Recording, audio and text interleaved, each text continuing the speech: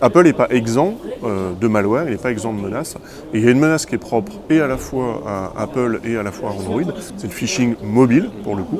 Globalement, le risque est présent sur l'ensemble des plateformes. Aujourd'hui, nous sommes allés à la rencontre de Bastien Bob de chez Lookout, qui est spécialisé en fait dans la gestion de sécurité des appareils mobiles iOS et Android. Et vous allez le voir, c'est assez particulier parce que Lookout a fait une sorte de buzz ici aux Assises de la sécurité à Monaco. C'est-à-dire que des participants, des profils commerciaux certes, mais aussi des profils très techniques, ont été piégés par une simple campagne de phishing. Ça a un peu fait le buzz, mais c'est aussi très intéressant et ça montre que tout le monde est encore concerné par les enjeux de cybersécurité. On va parler de l'environnement sécurisé d'iOS et d'Android, des sujets encore une fois passionnant, et l'interview c'est tout de suite.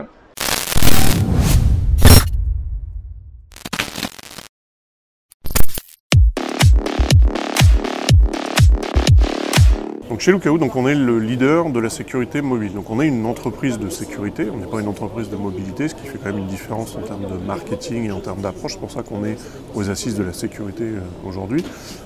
Notre métier, c'est trois choses. C'est de protéger des utilisateurs particuliers, de protéger des entreprises et de protéger des applications, notamment des applications bancaires, contre toutes les menaces mobiles, que ce soit des applications. Ah, voilà, exactement, iOS et Android, et même les Chromebooks, qui ni plus ni moins qu'un Android comme un autre, même si le système est un peu différent, ça reste ni plus ni moins qu'un Android comme un autre. Donc c'est tous ces écosystèmes, mobiles, tablettes, iOS, Android et Chromebook. Déjà, il faut savoir contre quoi on va la sécuriser, parce que d'abord, avant de sécuriser quelque chose, il faut savoir quels sont les risques. Donc les risques sur un mobile, en fonction du métier, par exemple une application bancaire ou un secteur bancaire ne va pas avoir les mêmes risques qu'un secteur industriel ou aéronautique. Donc le bancaire, on a énormément, en fait le but c'est forcément de voler des credentials utilisateurs, des logins et des mots de passe, plus les codes OTP qui vont être envoyés par la banque. Donc très souvent c'est volé, c'est essayé de voler par des troyens bancaires.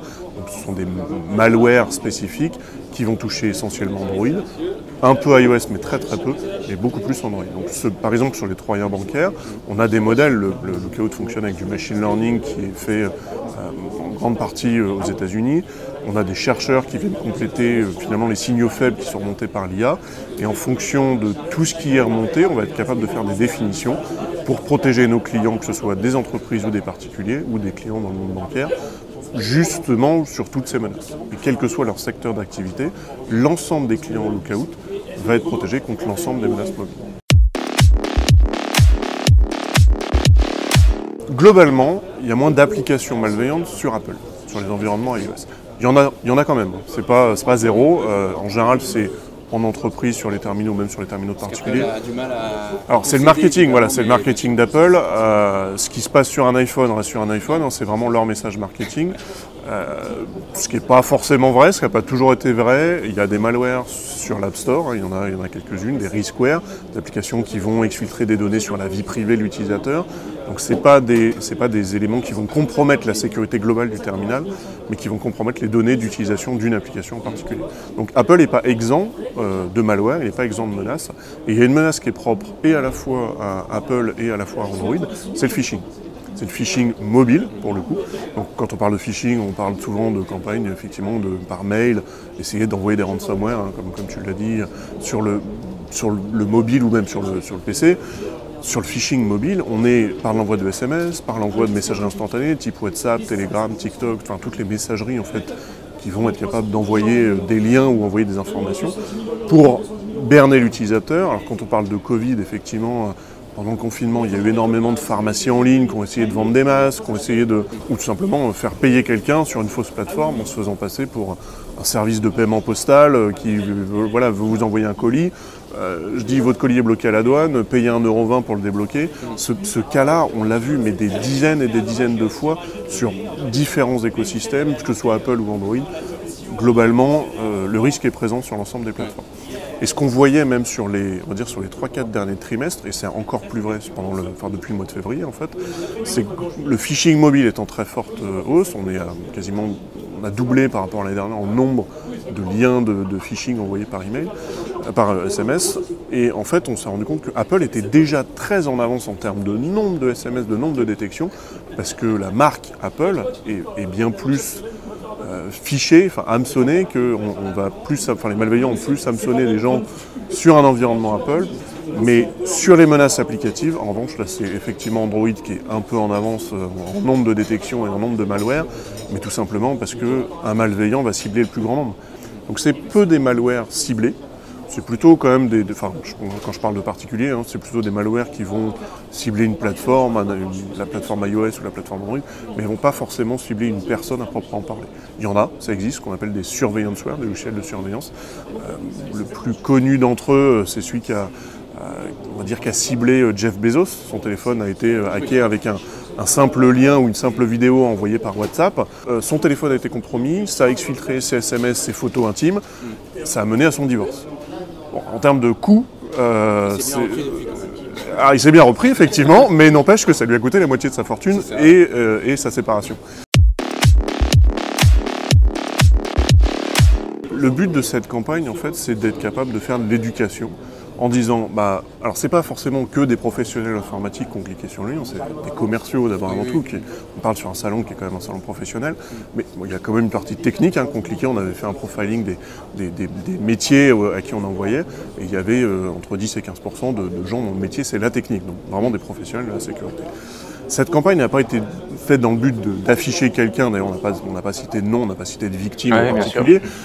Le but de la campagne c'est d'éduquer le marché, pas forcément d'ailleurs que les professionnels qui sont exposants, mais également les invités et bien entendu les lecteurs de la presse, les lecteurs de Clubic par exemple, qui sont pas forcément au courant en fait du risque derrière un lien qui va être reçu, dans ce cas précis, par SMS. Qui était parfaitement masqué, hein, c'est-à-dire qu'il était fait pour être le plus crédible possible. Hein. Alors en fait c'est ça, c'est l'éducation autour du phishing mobile. On est sur un écran qui est petit. On n'est pas du tout habitué à recevoir du phishing mobile. On a un expéditeur en plus, là, dans le cas présent, on a repris les numéros courts, le nom court qui est utilisé par la plateforme des assises, avec un message qui utilise non pas le terme des assises, non pas le terme salon, non pas le terme Monaco, pardon. Et en fait, on envoie un message un peu comme une bouteille à la mer, en disant il y en a qui vont se faire avoir.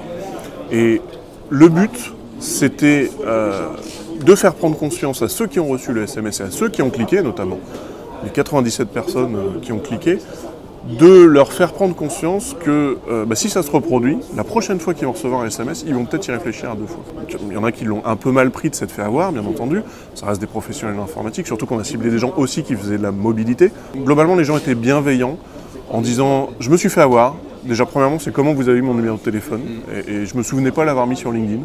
Parce que c'est comme ça qu'on a récupéré les numéros. On les a récupérés sur le numéro public. On n'est pas allé... C'est bien aussi parce que ça sensibilise sur le fait qu'on laisse traîner ces données sans véritablement s'en rendre compte un peu partout. Exactement. Et en fait, on a utilisé les mêmes techniques qu'un malveillant, un hacker va utiliser. C'est du social engineering, c'est de l'osine, c'est des informations qui sont publiques, qu'on va utiliser dans une campagne bien ciblé, bien entendu, mais c'est toujours comme ça. Alors, soit on fait du phishing de masse et on prie pour qu'il y ait 1 ou 2% de clics, soit on fait du phishing ciblé, et là, en l'occurrence, c'était du phishing ciblé.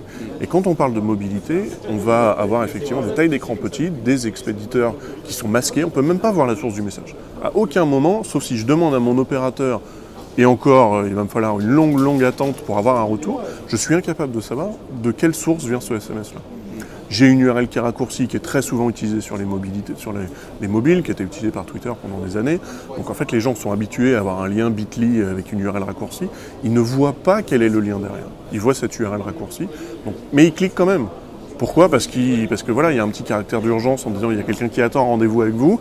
On est sur un salon professionnel dont le but c'est de faire des rendez-vous avec des professionnels. Il y a forcément la notification aussi, parce qu'on parle effectivement de raccourcissement, un temps très court entre le moment où on a envoyé la campagne. La campagne était, 10 secondes. La campagne était planifiée à 9h14:00. À 9h14 et 10 secondes, il y a eu 3 clics simultanés. Et parce qu'en fait, le SMS, on reçoit une notification.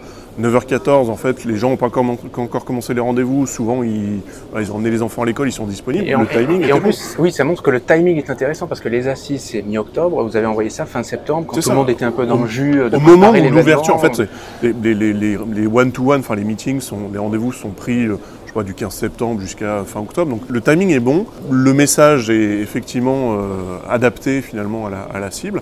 Et en fait, on se rend compte que ça marche. Et très honnêtement, je ne pensais pas qu'on allait avoir 50% de taux de clic. Ouais. J'avais dans l'idée qu'on en aurait, bien entendu, entre 20 et 25%. Je ne pensais pas quand même qu'on arriverait à piéger quasiment un professionnel sur deux. Et en fait, en y repensant derrière et en discutant avec ceux qui se sont fait avoir, ils me disent, mais en fait, c'était bien fait. Et effectivement, les assises n'ont jamais communiqué par SMS sur ce type de format. Ils ont une appli, mais après, derrière, en fait, on aurait pu aller plus loin, on aurait pu demander des logins, des mots de passe, on aurait pu faire télécharger une fausse application des assises, ce qui aurait été encore plus dramatique, voire tout simplement récupérer d'autres informations sur la personne. Enfin, on aurait pu vraiment mener une campagne. Donc après, ça aurait été un délit, parce que pour le coup, on n'aurait pas eu le droit. Et c'est ça qu'on voulait mettre en avant, c'est éduquer les professionnels, le marché français de la sécurité, en disant le risque mobile c'est important, le phishing sur mobile, regardez, ça fonctionne, et on a même effectivement piégé des vrais professionnels de l'informatique.